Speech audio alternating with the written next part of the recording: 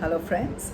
In the last episode, episode 29, we heard how Yudhishthir played dice, जुआ कैसे खेला और सब कुछ हार गए. अपना धन, अपना राज्य, भीम, अर्जुन, नकुल, सहदेव और द्रौपदी. कहते हैं ना, इससे ज़्यादा नीच हरकत और गिरी हुई हरकत पहले कभी किसी ने नहीं करी. ये तो बहुत बहुत गलत हुआ. तो now in episode 30 I will take it forward और हमेशा की तरह कृष्ण को साक्षी मानकर महाभारत की सबसे दुखद अध्याय की आज हम वर्णन शुरू करते हैं. तो आप जानते हैं कि पहले भी उन्होंने भीम को वध करने की कोशिश की, उन्होंने लाक्षागृह में सबको जलाने की कोशिश की, परंतु जो अब हुआ उससे ज़्यादा नीच हरकत, कुल वधू को हारना और उसके बाद उसको सभा में लाने की और वैश्या की तरह उसके साथ बर्ताव करने की बात तो परम नीचता है. तो जब युधिष्ठिर ने द्रौपदी को दांव पर लगाया तो चारों ओर से धिक्कार की ध्वनि आई. सबने उसको बहुत भला बुरा कहा. सभ्य राजा शोकाकुल हो गए. विदुर जी तो सिर पकड़कर लंबी सांसें ले रहे थे. भीष्म, कृपाचार्य, द्रोण इत्यादि के शरीर पसीने से लथपथ हो गए थे. द्रौपदी कोई साधारण स्त्री नहीं थी. द्रुपद देश की राजकुमारी, अग्नि से उत्पन्न और 5 पांडवों की विहता एक रानी थी और कृष्ण की सखा थी. भीष्म, कृपाचार्य वगैरह बहुत शोकाकुल थे. केवल धृतराष्ट्र महत्वाकांक्षी बारंबार पूछ रहे थे, क्या हमने द्रौपदी को जीत लिया? क्या आ गई वो? अब क्या वो दुर्योधन की हो गई? तभी धूर्त शकुनी ने पासा फेंका और कहा कि यह लिया. पासा छल से फेंका और द्रौपदी को दांव में जीत लिया और कहा, यह लो, द्रौपदी हमारी हुई. सब स्तब्ध रह गए. एक अजीब सा सन्नाटा छा गया सभा में. तब दुरात्मा दुर्योधन ने विदुर से कहा, तुम पांडवों की प्रियतमा सुंदरी द्रौपदी को सभा में लेके आओ. जैसे विदुर कोई साधारण नौकर नहीं होते, कर्मचारी नहीं होते, ऐसे. वह अभागिनी हमारे यहाँ दासी बनकर रहेगी. तब कुपित विदुर ने अत्यंत क्रोध से कहा, मूर्ख, तुझे तेरा काल पुकार रहा है, तभी तू ऐसे शब्द बोल रहा है. तू पांडव सिंहों को क्यों क्रोधित कर रहा है? युधिष्ठिर ने अनाधिकार उसे दांव पर लगाया है. तो उनसे छेड़खानी करके यमलोक मत जा. ये जो शब्द है ना, अनाधिकार, यही द्रौपदी के प्रश्नों का मूल बनेगा कि क्या युधिष्ठिर को अधिकार था द्रौपदी को दांव पे लगाने का? वो तो खुद दास था, हार चुका था. तो वो होता ही कौन है? क्या हारा हुआ व्यक्ति किसी और को दांव पे लगा सकता है? उन्होंने धृतराष्ट्र को भी धिक्कार के यमलोक जाने की बात कही और कहा कि उनकी चुप्पी कौरवों के सर्वस्व नाश की कारण होगी. उन्होंने अपने बड़े भाई, सौतेले भाई धृतराष्ट्र से कहा, अगर आज वो चुप रहेंगे उनके पूरे कुल का, वंश का विनाश ही होगा. फिर विदुर को धिक्कार कर दुर्योधन ने सभा में प्रतिकामी से कहा कि जाकर द्रौपदी को ले आओ. अब प्रतिकामी तो एक सुबुद्धि अच्छा इंसान था और वो दुर्योधन की आज्ञा टाल नहीं पाया. कैसे? सब डरते थे ना उससे.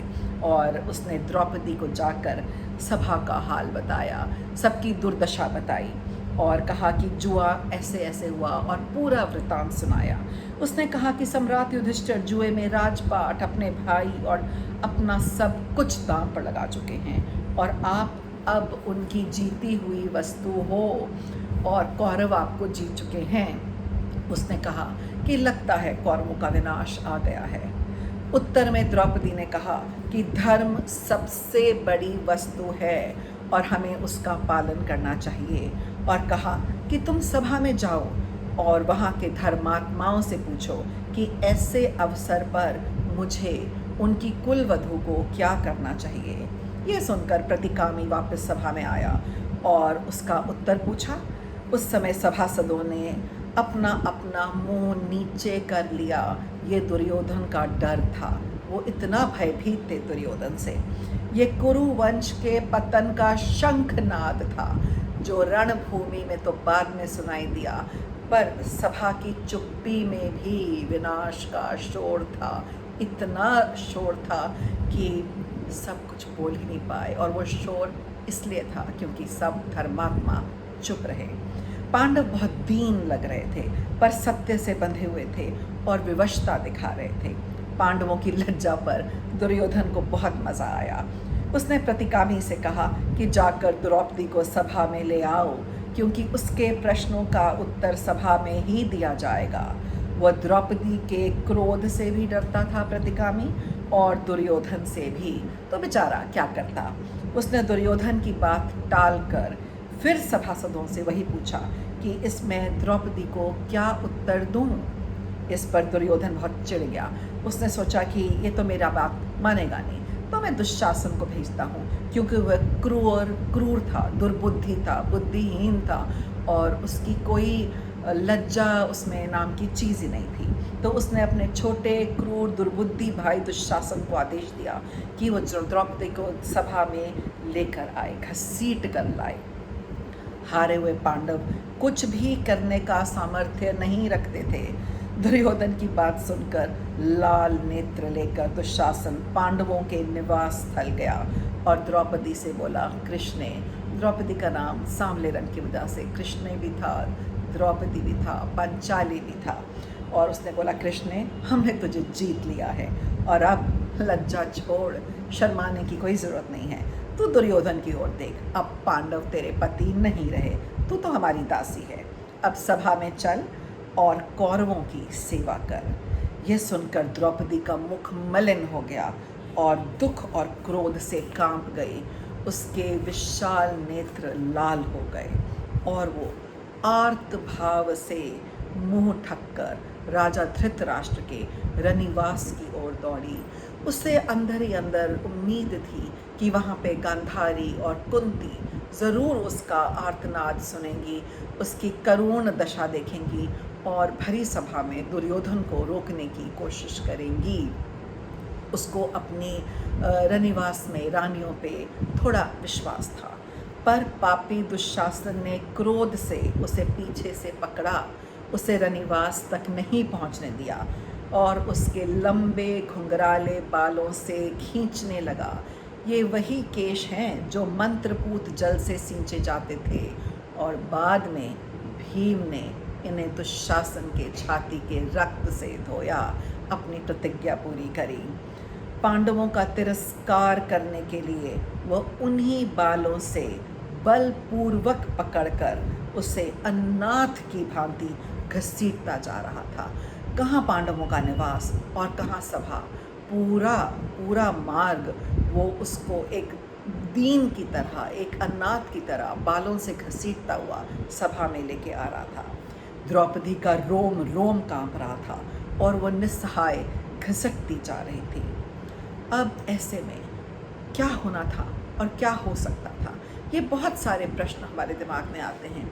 भीष्म की चुप्पी, विदुर ने तो खैर अपनी मति दी थी, और कृपाचार्य की चुप्पी, धृतराष्ट्र की महत्वाकांक्षा, ये सब चीज़ें मन में बहुत सारे प्रश्न उठाती हैं कि ऐसा क्या हो सकता है अगर एक रानी और एक राजकुमारी जो अग्नि से उत्पन्न हुई है ये उसके साथ हो सकता है, तो क्या ऐसे वंश में औरत की, स्त्री की कोई वहाँ पे कोई महत्व है?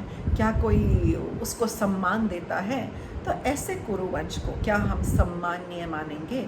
और जिस राजा के ऊपर ये सारा दारोमदार है वो तो चुप बैठा है। तो आगे का वर्णन करने के लिए अगला एपिसोड है, क्योंकि ये अध्याय पढ़ते और सुनाते हुए मुझे आज भी रोष आता है, क्रोध आता है। और 31वें एपिसोड में जहाँ पे द्रौपदी कुछ प्रश्न पूछती है सारे सभासदों से और सही और गलत के बारे में सबसे उनके विचार पूछती है, वो वृत्तांत में सुनाना चाहती हूँ और बहुत विस्तार से सुनाना चाहती हूँ। और अभी तक सुन के ये कथा जो हज़ारों वर्ष पुरानी है, आज भी मन में एक दुख उत्पन्न होता है और समझ में आता है कि महाभारत तो कब से शुरू थी, सिर्फ विनाश कर्म भूमि, रणभूमि कुरुक्षेत्र में हुआ। So let's meet next time in the next episode. Have a nice day and leave your comments.